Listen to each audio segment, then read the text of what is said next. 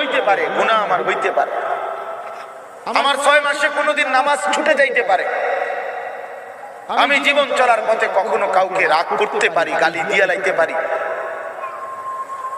এটা তো হওয়া স্বাভাবিক, হইতে পারে। কিন্তু লাগাতার প্রতিদিন একরকম, এটা মুসলমান? কথা বুঝছেন কিনা? আপনি বুঝি এখানে প্রত্যেকদিন মিশা কথা কইবেন, আপনি বুঝি প্রতিদিন সুদ খাইবেন, আপনি বুঝি প্রত্যেকদিন ওজনে কম দিবেন, এটা বুঝি মুসলমান? আপনি বুঝি একদিনও নামাজ পড়তেন না, আপনি বুঝি 365 দিনে কোনদিন ফজরের নামাজ পড়তেন না, এটা মুসলমান? তো এটা তো হুচট খাওয়া না, এটা তো গাদ্দারি, এটা তো ইচ্ছা করে ঠান্ডা মাথায় ধীরে সুস্থে ভেবে চিন্তে আল্লাহর সাথে গাদ্দারি।